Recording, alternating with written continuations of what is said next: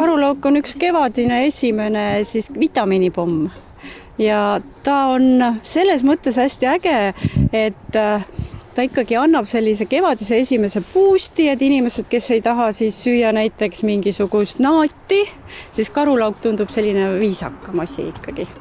Karulauk ei ole levinud Kesk- ja Lõuna-Eestis. Taime võib leida Põhja-Eestist ja Lõuna-Saaremaalt, kuid ka siis vajab karulauk teatud tingimusi, et metsa all vohada.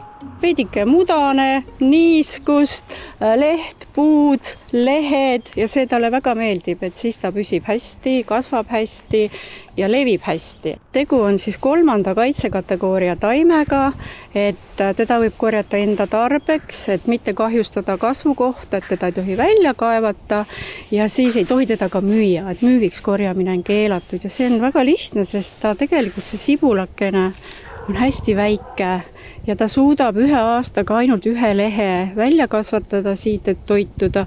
Ja kui sa selle nagu järjekindlalt ära võtad, siis sibul sureb ja siis see kasvukoht hävib, kui seda nagu niita iga päev. Peamised taimed, millega karulauku segi aetakse, on piibeleht ja sügislill. Mõlemad on ka juba tärganud. Piibeleht annab sellise ebamugava oksendamisperioodi. Ta algab suhteliselt kiiresti ja ööpäevaga on ta enam-vähem ka läbi. Sügislille puhul aga oksendamine võib viibida ja ta kindlasti ei lõppe selle ööpäevaga ja kindlasti vajab ta haiglaravi.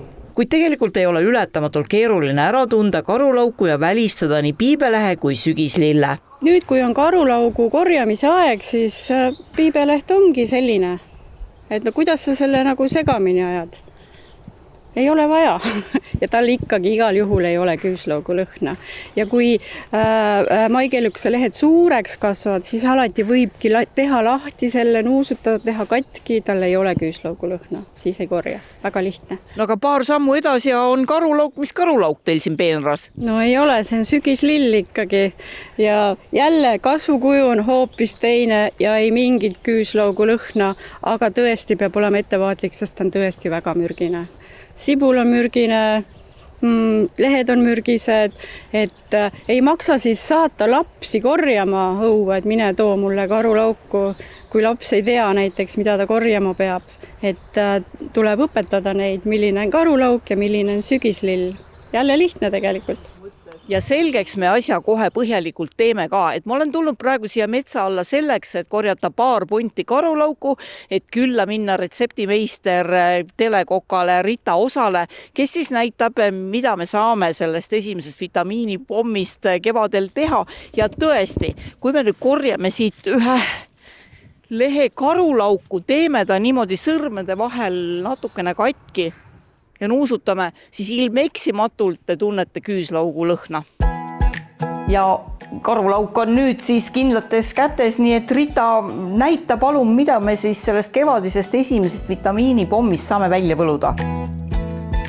Minu kõige lemmikum on ikkagi pesto, aga ma teeks sellise pesto, mille sees ei ole üldse juustu, vaid me kasutame hoopis maitsepärmi ja pähklite asemel või nende seedrimänni seemnete asemel kasutame hoopis kõrvitsaseemneid ja kõik käib sellise biotäie meetodil, elik midagi ei mõõda me grammiga ega isegi mitte detsiliitriga.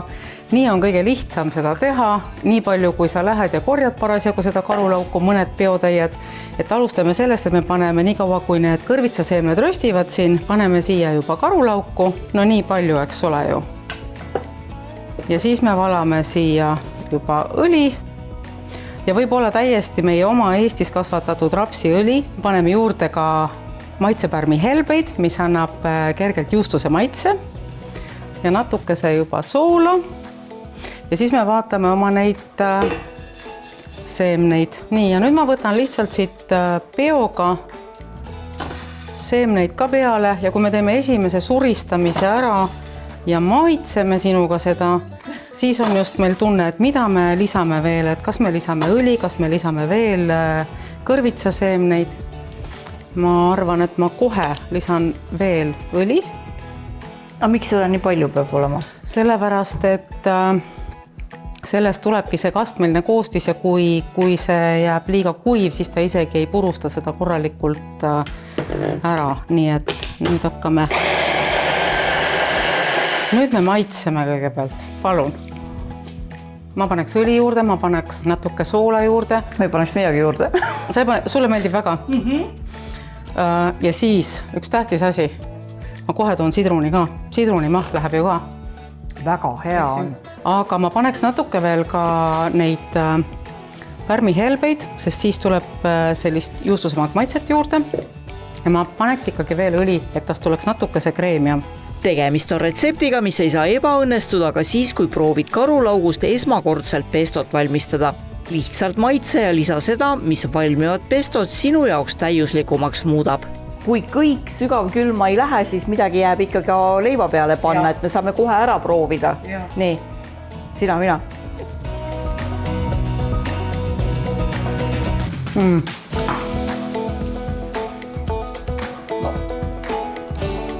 Imeline. Ja lõpetuseks karulauk on esimene kevadine vitamiinipomm, millest viletsate loodusteadmiste pärast loobuma ei pea. Oluline on vaid teada ja meelde jätta, kuidas looduses õiget taime ära tunda.